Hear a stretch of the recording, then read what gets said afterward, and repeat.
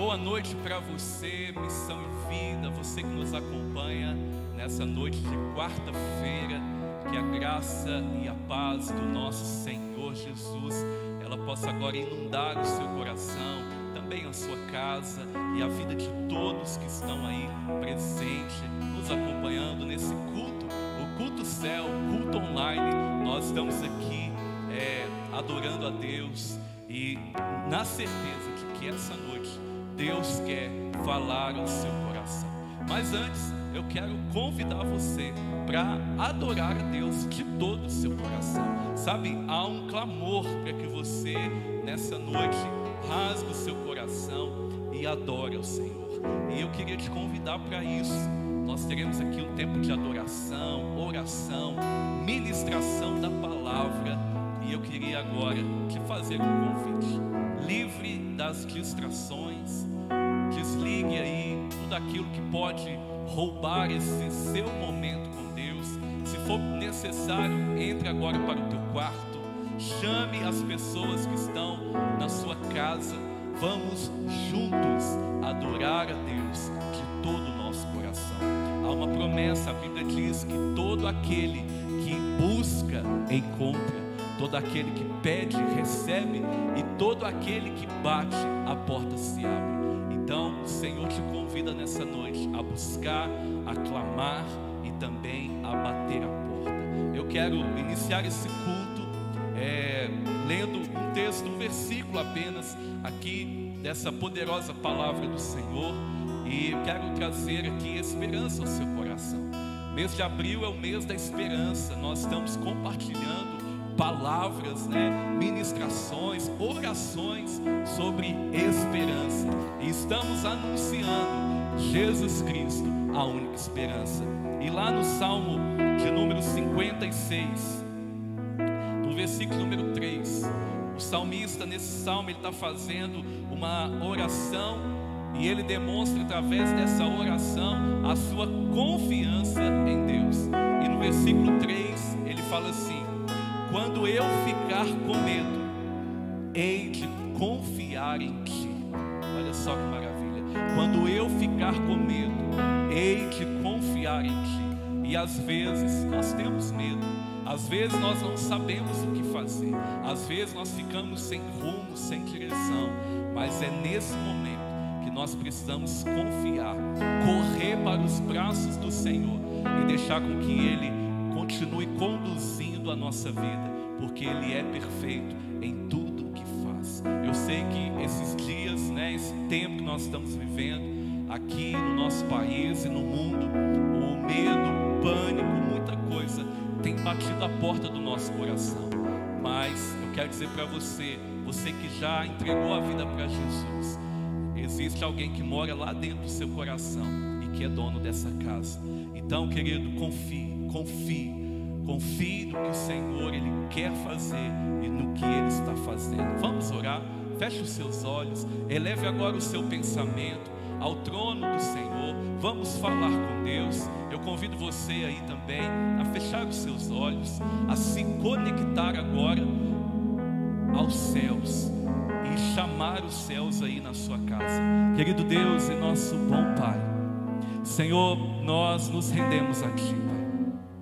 Assim como o salmista, nós declaramos, Senhor, que nós, quando tivermos medo, vamos confiar no Senhor. Deus, eu quero Te louvar, porque o que seria de mim, Pai, o que seria de nós, sem o agir do Senhor na nossa vida? Pai, nós nessa noite declaramos a nossa total dependência do Senhor, Pai. Sem o Senhor nós nada somos e nada podemos fazer. Nós confessamos aqui diante do Senhor a nossa fraqueza, confessamos aqui, Deus, nossos pecados, confessamos aqui nossas falhas e te pedimos, Senhor, tem misericórdia da nossa vida. Vem sobre nós nessa noite, fala o nosso coração, aviva a nossa fé. Pai, vá de encontro também a cada um que está em casa, ou quem sabe até no trabalho. Deus, em nome de Jesus, Pai, onde esse vídeo, onde essa mensagem estiver chegando, que a Tua presença se manifeste com poder e grande glória, Pai. Nós agora te pedimos, Senhor, libera uma porção, libera, Deus, uma porção da tua bênção sobre cada lar nessa noite, Pai. Libera, rasga os céus aqui nesse ambiente, mas também em cada casa, em cada ambiente, em casa agora, Pai. É a minha oração, eu te peço e agradeço em o nome de Jesus. Você pode dizer amém? Amém. Vamos adorar o Senhor de todo o nosso coração. Vamos chamar, vamos clamar pela presença dEle. Fique aí e adore o Senhor conosco em nome de Jesus. Amém, irmãos. Glória a Deus. Aleluia. Ele é tremendo, Ele é soberano, Ele é perfeito em tudo que faz. Querido, esse também é um momento agora de adoração. Nós ainda estamos na parte do culto, que é a parte da nossa entrega a Deus. E eu queria nesse momento convidar você. Nós vamos orar juntos. Eu quero orar pela sua casa, eu quero orar pela sua família, e nós vamos também apresentar a Deus os nossos dízimos e também as nossas ofertas. Eu quero convidar você que vai fazer isso nessa noite. Você pode fazer aí através da transação online. Tem um link, né, e um QR Code agora aí no canto do seu vídeo passando. Você que quer contribuir com a obra de Deus, você que quer, né, devolver aqui as primícias para o Senhor, você é convidado a fazer isso nessa noite. Nós queremos orar por você. Aqui na Missão em Vida nós aproveitamos esse momento também para orar por aquelas pessoas que estão desempregadas. É um momento que nós agradecemos também ao Senhor pela sua provisão e apresentamos a Ele as nossas necessidades. Ele conhece, mas Ele tem prazer de ouvir quando você clama, quando você deposita diante dEle em sinal de confiança e também de dependência. E eu quero ler o texto da palavra de Deus que está lá em Filipenses, no capítulo 1, versículo número 5 e também no versículo número 6, quando o apóstolo Paulo, ele está ali escrevendo a carta àquela igreja tão maravilhosa, e ele diz, ele ora por aquela igreja, e ele faz aqui algumas petições, né? Ele apresenta aqui algumas coisas concernentes àquela igreja, e ele diz assim: olha, dou graças pela maneira como vocês têm participado na proclamação do Evangelho, desde o primeiro dia até agora. Sabe, querido, esse versículo demonstra para nós não só a persistência daquela igreja, mas também a fidelidade daquela igreja.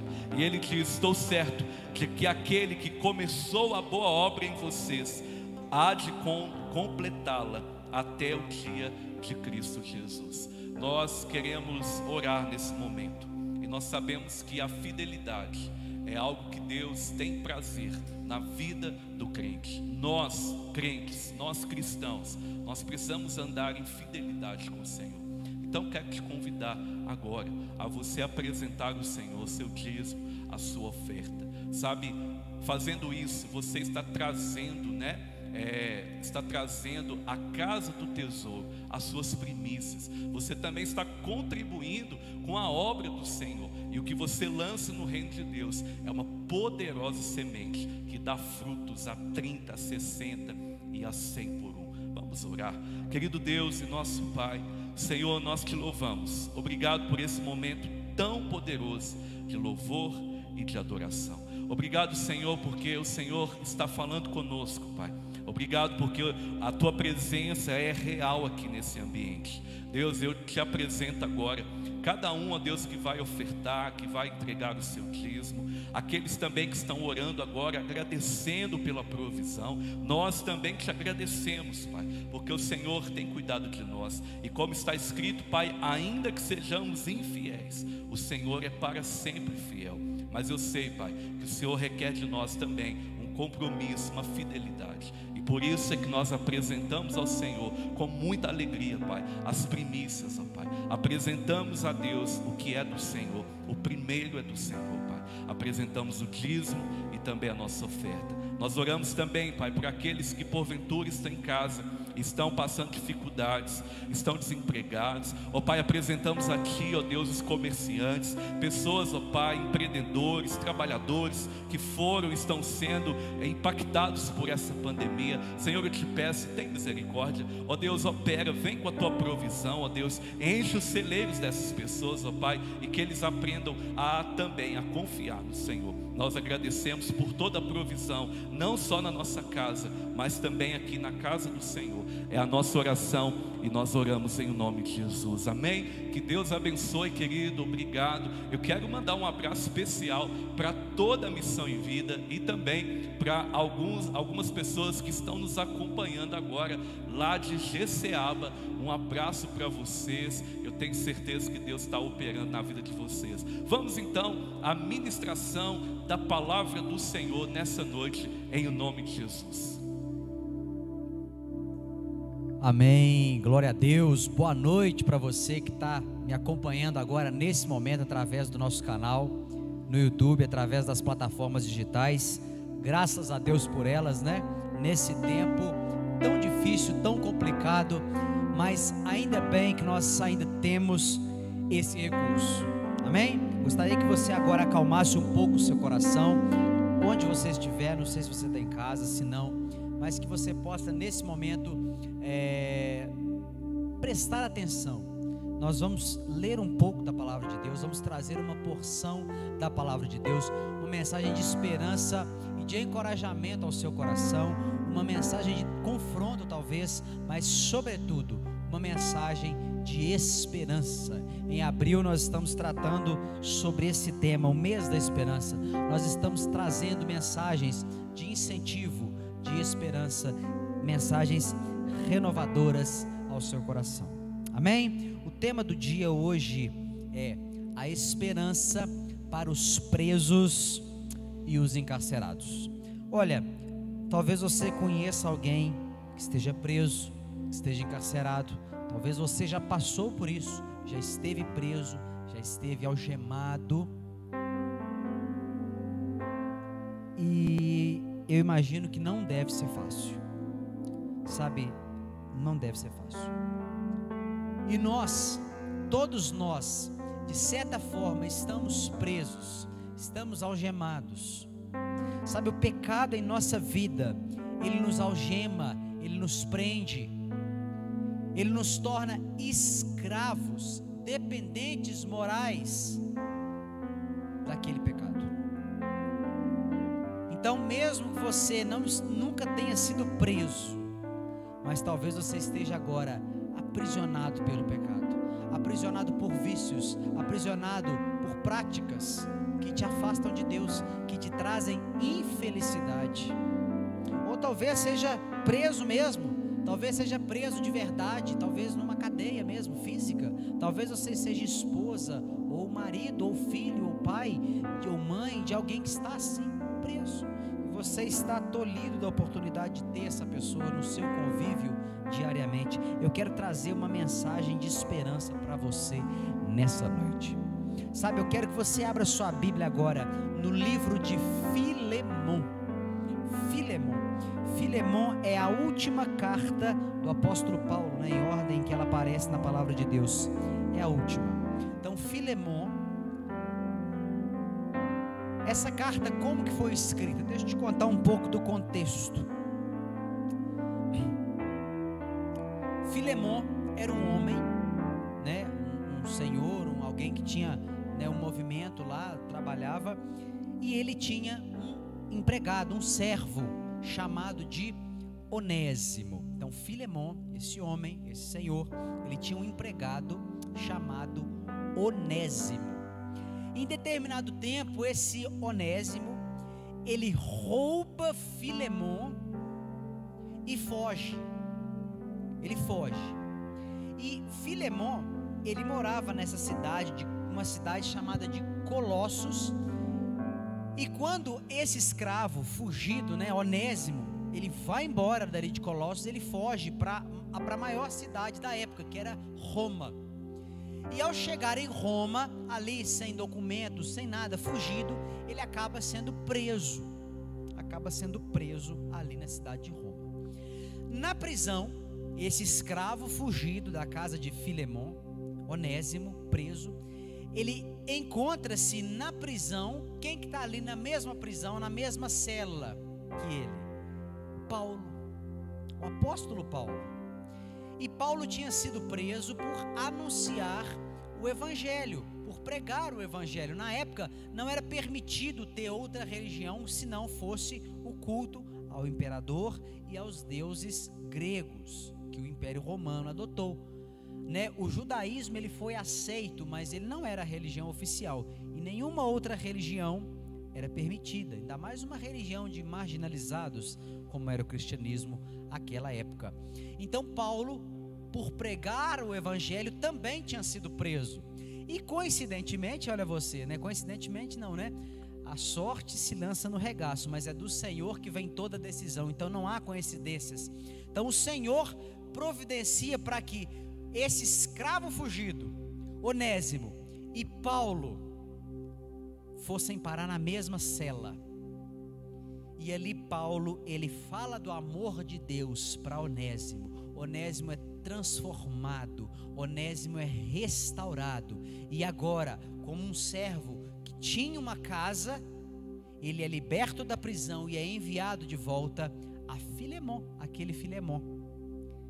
E Paulo, como era um conhecido, né, desse homem de Filemon, ele escreve uma carta recomendando esse rapaz, Onésimo, falando assim: olha, Filemon, esse Onésimo aí roubou você, fugiu, né, foi preso, mas ele veio parar aqui e ele agora é um novo homem, ele está liberto, eu estou enviando ele de volta para a sua casa, recebe-o agora não mais como um escravo, não mais como um servo, mas como um filho, e se ele fez alguma coisa, eu mesmo vou pagar.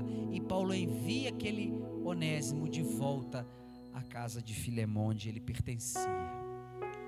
Entendeu? Então esse é o conceito, essa é a carta de Filemon. Amém? Eu quero que você leia comigo essa carta, para que você entenda esse assunto. Quando nós lemos a palavra de Deus, é Deus pregando, é Deus pregando. Então diz assim, ó, versículo 1 da carta de Filemon: Paulo, prisioneiro de Cristo Jesus, e o irmão Timóteo, ao amado Filemon, também nosso colaborador, e a irmã Áfia e a Arquipo, nosso companheiro de lutas, e a igreja que está em sua casa. Graça e paz a vós outros da parte de Deus, nosso Pai, e do Senhor Jesus Cristo. Então Paulo aqui começa a carta saudando, né, Filemon, que era um velho conhecido, um velho amigo aí de pregação. E ele começa propriamente dito a carta no versículo 4, que diz assim, Filemon, verso 4: Dou graças ao meu Deus, lembrando-me sempre de ti nas minhas orações, estando ciente do teu amor e da fé que tens para com o Senhor Jesus e todos os santos, para que a comunhão da tua fé se torne eficiente no pleno conhecimento de todo o bem que há em nós para com Cristo.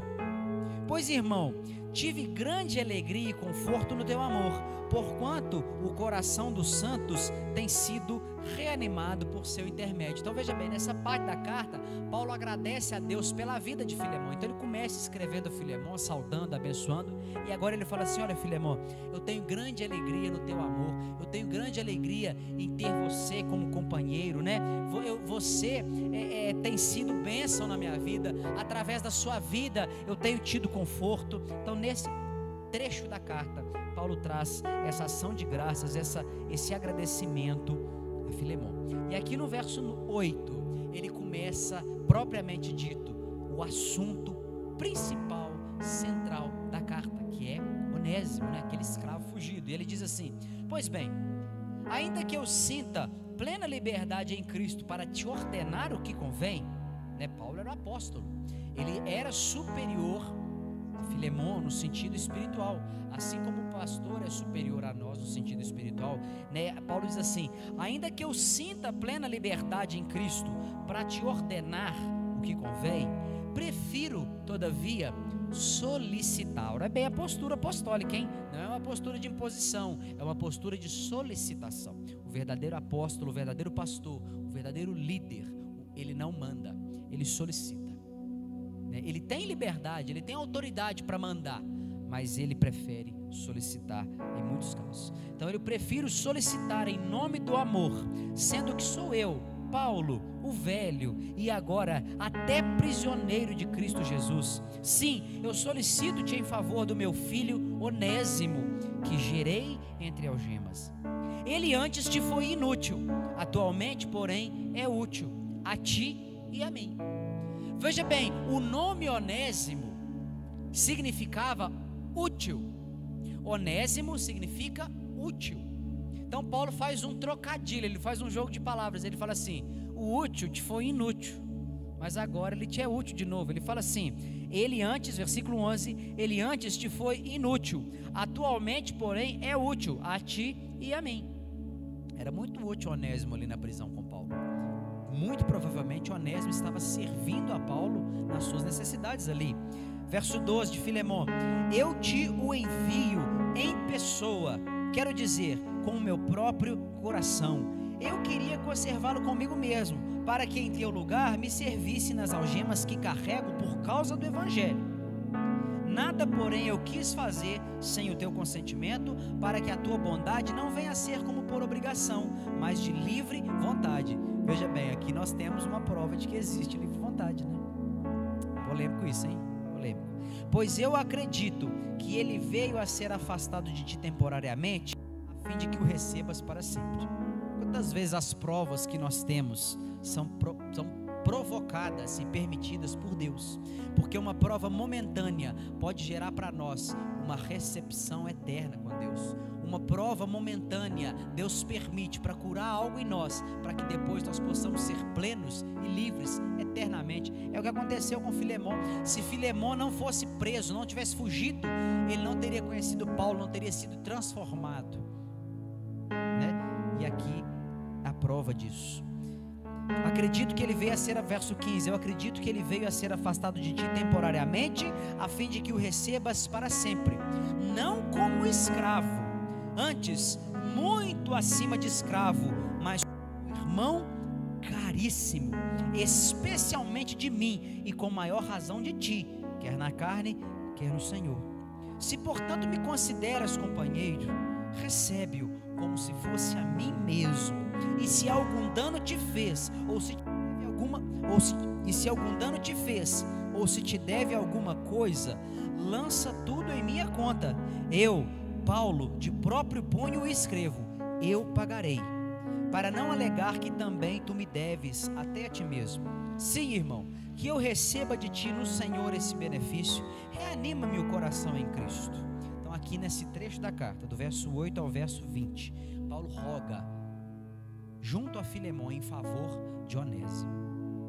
Ele fala assim: olha, recebe esse menino, esse Onésimo que te roubou, que fugiu, que te deu prejuízo, recebe como se fosse a mim mesmo.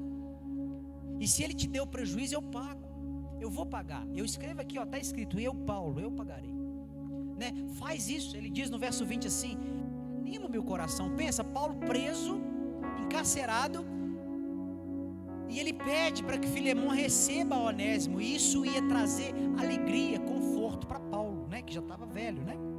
E aqui no versículo 21, ele termina a carta dizendo o seguinte: certo como estou da tua obediência, eu te escrevo, sabendo que farás mais do que eu estou pedindo, e ao mesmo tempo prepara-me também pousada, pois espero que por vossas orações eu seja restituído.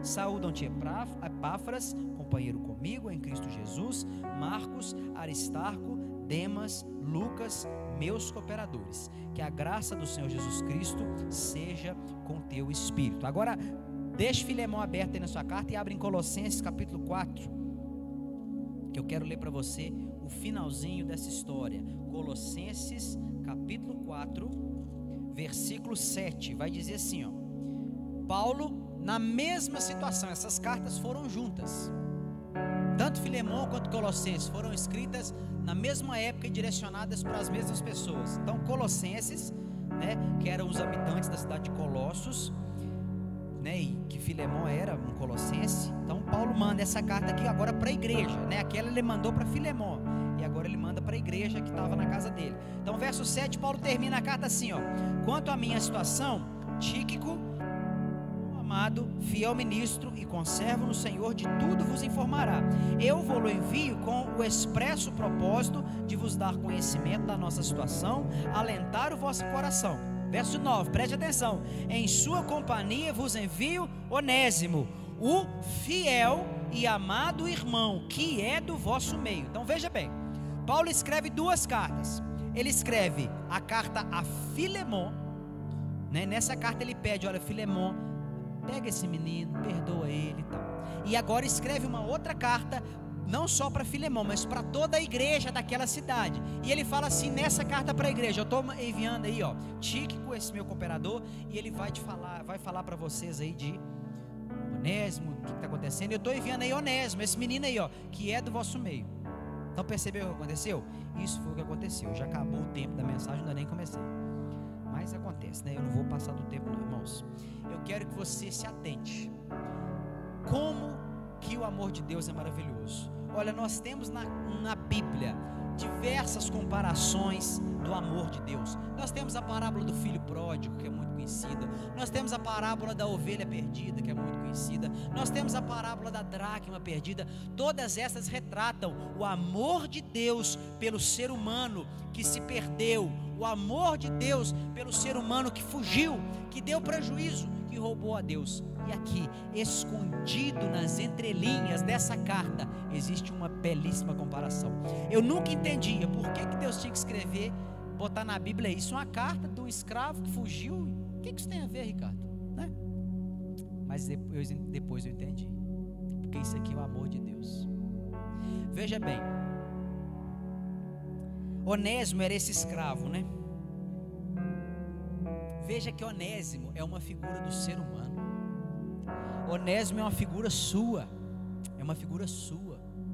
Sabe por quê? Da mesma forma que Onésimo roubou a Filemon e fugiu, nós roubamos a Deus e fugimos. Sabe quantas vezes Deus nos dá tanta coisa e nós abandonamos a Deus e fugimos com aquilo que Ele nos deu? Quer ver um exemplo? Deus te liberta do vício do cigarro, da bebida, das drogas. Aí você ganha essa libertação de Deus, e ali você ganha saúde, disposição, força, energia. Aí você pega tudo isso e foge, e volta, e gasta tudo. E passa um tempo, você está sem força, sem energia. Aquilo que Deus tinha te dado, você gastou e torrou, você roubou a Deus. Você rouba a Deus quando você foge da presença dEle, porque tudo de bom que você tem é Deus que deu. Veja que Filemon é uma figura de Deus, que cuidava de Onésimo, que provia a Onésimo. Na Bíblia está aqui, fala que era escravo, mas o regime de escravidão naquela época não era igual ao regime de escravidão brasileiro que nós temos. Muitos escravos permaneciam voluntariamente na casa do Senhor.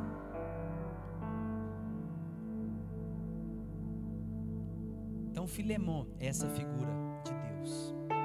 E o que Onésimo fez com Filemon? Onésimo roubou. Nós roubamos a Deus, nós ofendemos a Ele. O nosso pecado é comparado com a ofensa a Deus. Quando nós pecamos, nós ofendemos a Deus. Sabe, nós somos criados com um propósito. No Salmo 89 vai dizer que Deus não nos criou em vão. Deus nos criou com um propósito. Então Onésimo tinha um propósito de ser útil, de ser um servo útil a Filemon. Mas Onésimo se torna inútil. Paulo vai dizer: ele te foi inútil. Sabe, lá em Romanos capítulo 3, verso 10, vai dizer, como está escrito: não há um justo, nem um sequer, não há ninguém que entenda, não há ninguém que busque a Deus. Todos se extraviaram e juntamente se fizeram inúteis. Então Onésimo sou eu, e Onésimo é você, inútil. Porque nós nos tornamos inúteis. Quando nós pecamos, nós nos tornamos inúteis. Onésimo sou eu, Onésimo. Sabe o que aconteceu com Onésimo? Ele foge, ele roubou a Filemon. Nós fazemos isso, fugimos, roubamos a Deus, corremos da presença dele. Isso começou lá no Éden. Adão e Eva fugiram de Deus. E o que aconteceu com Onésimo? Foi preso. foi preso. Quando nós fugimos da presença de Deus, nós encontramos liberdade sim, por pouco tempo. Passa pouquíssimo tempo, nós já estamos presos de novo. Pouquíssimo tempo. Você sai, né? Não, eu vou fazer o que eu quiser, eu vou beber, eu vou me drogar, vou fazer, vai acontecer. Passa pouco tempo, você está preso com uma doença, você está preso com um vício, você está preso com um relacionamento abusivo, você está preso com um casamento infeliz, frustrado, você está preso. Não a liberdade fora da liberdade, não a liberdade fora de Deus. E Onésimo foi preso. Nós nos tornamos presos pelos nossos próprios pecados. Essa é a situação. E o que é que Deus faz? Deus permite que Paulo também fosse preso, não é? Então note, Onésimo sou eu, é uma figura da minha vida, da sua vida. Filemão é uma figura de Deus. E Paulo foi preso, ele é uma figura de quem? De Cristo. Sabe, Cristo não precisava ter vindo a esse mundo. Sabe por que ele veio? Para libertar a sua vida.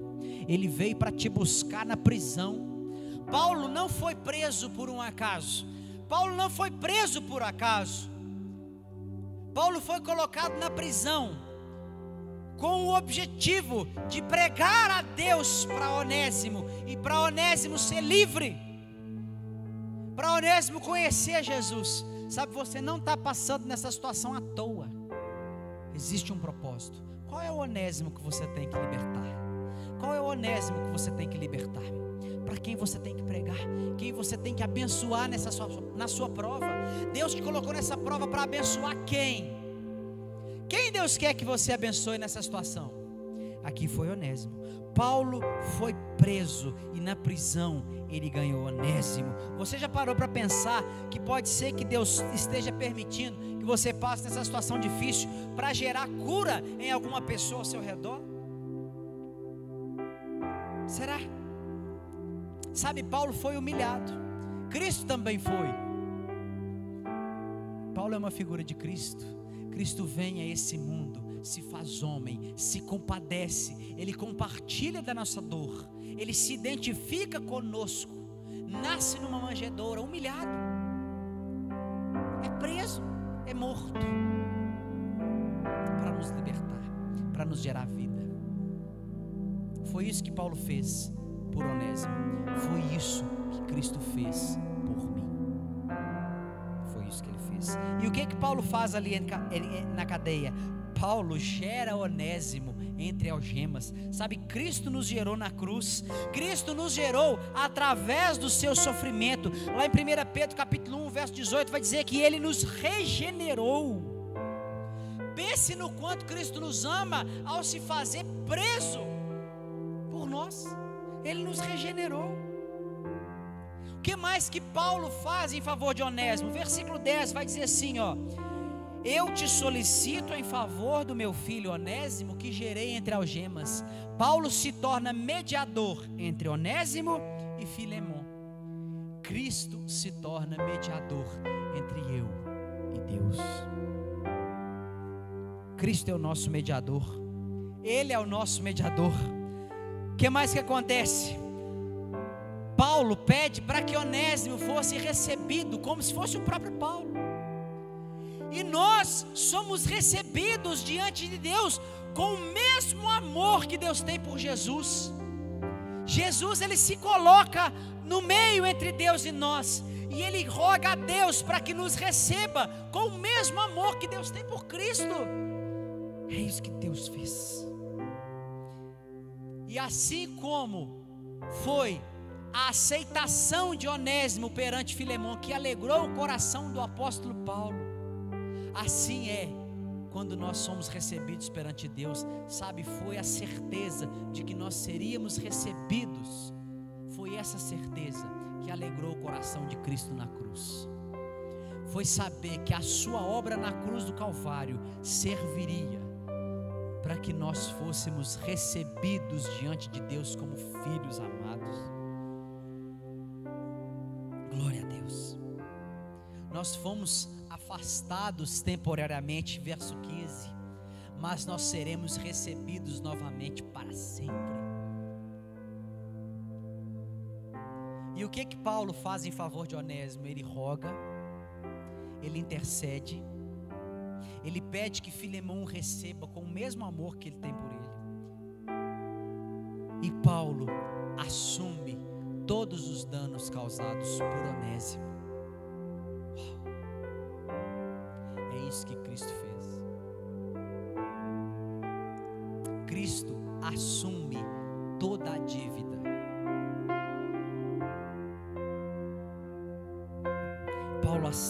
Cristo assume toda a dívida dos nossos pecados.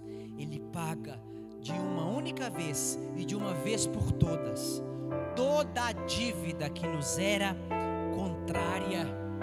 Toda a dívida que nos era contrária, Cristo efetuou o pagamento na cruz. Saiba que quando você foi liberto na cruz, saiba quando você entregou a sua vida para Jesus, não foram só os seus pecados naquele momento para trás, foram todos os pecados da sua vida pagos na cruz, na pessoa de Jesus. Então é por isso que é impossível perder a salvação, porque o pecado que nós ainda vamos cometer, ele já está pago. Lá em Colossenses capítulo 2 vai dizer que Cristo pegou essa dívida toda contrária, o escrito de dívida, e pregou-a na cruz, e cravou, e colocou assim: está pago. Paulo fez isso por Onésimo, Cristo fez isso por nós. Cristo fez isso por nós. O que mais que Paulo fez? Paulo envia aquele menino, Onésimo, de volta para casa, mas ele não envia sozinho. Você percebeu quando nós lemos lá em Colossenses capítulo 4, versos 7 a 9, que Paulo vai dizer assim: olha, eu estou enviando aí para vocês na cidade de Colossos, esse povo aí, ó, Tíquico, parece alguém que tropicou e deu um soluço, né, Luiz? Tíquico. É igual Abacuque, né? Abacuque é alguém que está falando em gás, Abacuque. Então Tíquico, ele vai para aquela cidade, e Paulo fala assim: ó, estou enviando Tíquico, e está indo também Onésimo aí, ó, esse menino que é do meio de vocês. Então você percebe que Paulo, ele manda essa carta, e ele liberta Onésimo, e ele fala assim: Onésimo, vai embora. Imagina se Jesus fizesse isso conosco. Imagina se Cristo nos enviasse ao céu sozinhos. Nós não conseguiríamos. O caminho é muito longo.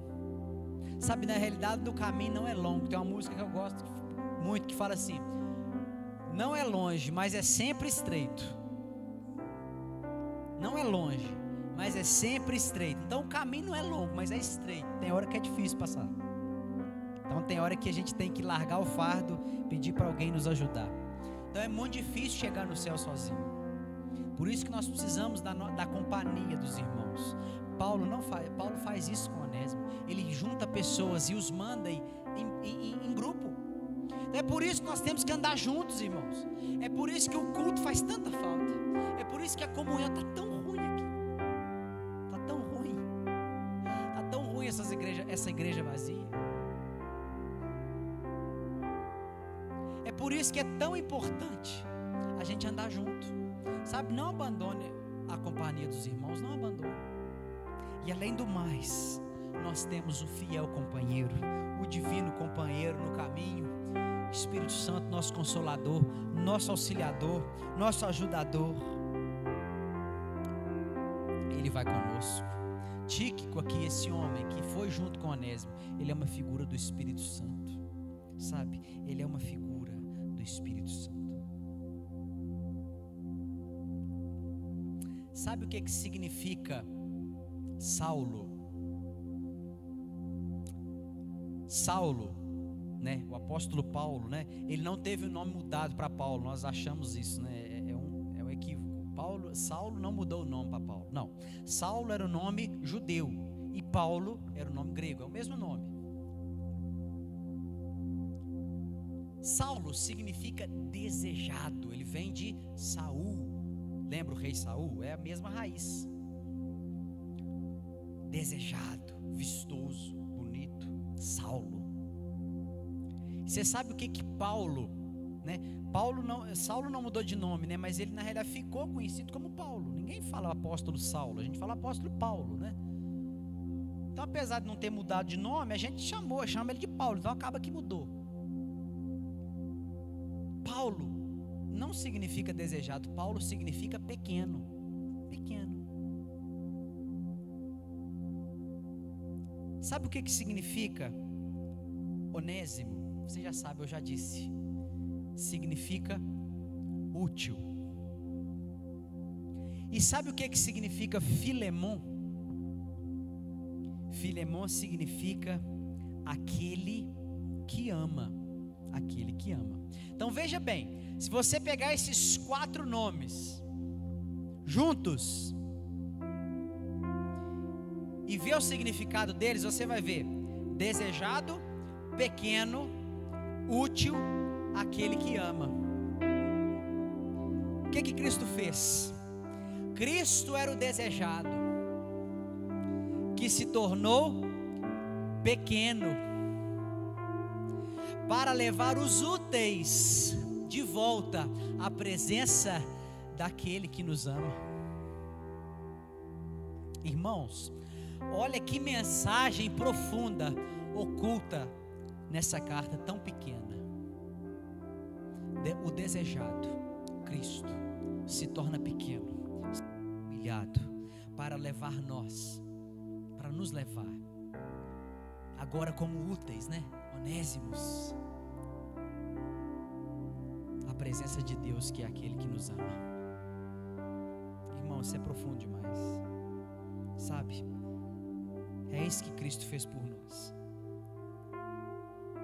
Paulo afirmou a posição de Onésimo perante a Filemon como alguém útil. Jesus, ele reafirma a nossa posição diante de Deus como úteis. Fora de Cristo, fugidos dele, nós somos inúteis, mas trazidos de volta à presença dele, nós somos úteis. Sabe, você está preso. Talvez você pense assim: eu sou um inútil, eu desconstruí em vez de construir, eu desconstruí em vez de construir, eu roubei ao invés de somar, eu desfiz ao invés de somar. Saiba que Deus tem uma restauração para você. Assim como Deus fez com Onésimo, Deus pode e vai fazer pela sua vida, se você deixar. Se você deixar. Receba essa palavra. Receba essa palavra. Deus, em nome de Jesus, que essa palavra, Pai, ela possa atingir o coração daqueles que estão presos, que estão se sentindo inúteis, que estão se sentindo, ó Pai, desamparados. Deus, em nome de Jesus, que o Senhor venha confortar esses corações agora, trazendo esperança, que assim como o Senhor fez com aquele menino, Onésimo, o Senhor possa fazer com cada um deles, que eles sejam transformados de inúteis. Antes foram, Pai, inúteis, desobedientes, ladrões, assassinos, mas agora, ó Pai, na Tua presença, eles podem ser restaurados, refeitos, realinhados. Pai, em nome de Jesus, vem com a Tua libertação nessa noite. Devolve a esperança a eles, devolve um propósito de vida, assim como o Senhor fez ali, Pai, pelo Teu sacrifício no Calvário. Pai, liberta em nome de Jesus, pelo Teu sacrifício no Calvário, Pai, os leva de volta à Tua presença, pelo Teu sacrifício no Calvário, aquece o coração, em nome de Jesus, é a minha oração nessa noite, em nome de Jesus, que você seja abençoado agora, em nome de Jesus. Aleluia, aleluia. Querido, Cristo é a esperança. E para isso Ele deixou aqui a boa nova, essa mensagem, né? Que Porque se você crer, se arrepender dos seus pecados e crer que Jesus é o Senhor e suficiente Salvador da sua vida, você também é resgatado. Quem sabe você está aí como Onésimo. Quem sabe você está preso, algemado. Deus quer mudar a sua história. Deus quer mudar a sua vida. Deus quer te dar salvação. Então, receba Cristo Jesus no seu coração. Confesse os seus pecados. Reconheça que você é pecador. E convide Jesus para habitar no teu coração. Nós vamos finalizar o nosso culto aqui dessa noite. Mas eu quero convidar você. Domingo, às 19 horas. Nós estaremos de volta aqui, celebrando, cultuando a Deus e ministrando uma palavra ao seu coração. Então, vem conosco. Vem participar conosco desse culto, que será maravilhoso. Eu quero te pedir, você aí na sua casa, antes de você sair, clique, curta, compartilhe esse vídeo. Vamos enviar para aqueles que precisam ouvir uma palavra como essa. Eu tenho certeza que o Senhor vai gerar salvação na vida de muitas pessoas. Se você quiser falar conosco, nós queremos orar pela sua vida, queremos ministrar ao seu coração, conhecer você. Está passando aí um contato no seu vídeo, você pode entrar em contato conosco aqui, será um prazer estar com você. Nós ainda estamos com os nossos cultos aqui, decidimos de maneira voluntária, interromper aqui ainda os nossos cultos até o final desse mês, para contribuir aí com esse tempo que nós estamos passando. E, querido, eu quero convidar você para se mobilizar em oração. E eu quero dizer também que, embora as nossas reuniões presenciais elas estejam interrompidas, nossa igreja está trabalhando. Nós estamos diariamente trabalhando, avançando com o reino de Deus. Então, você é o convidado para estar conosco. Que Deus te abençoe. Feche os seus olhos, nós vamos orar aqui pela última vez, terminando então a programação dessa noite. E que a graça do nosso Senhor e Salvador Jesus Cristo, com o amor de Deus, o nosso bom Pai, e que a comunhão e também a consolação do Espírito Santo de Deus esteja sobre todo o povo de Deus, não só hoje, mas para todo sempre. Um grande abraço para você, um beijo no seu coração e até a próxima, em nome de Jesus.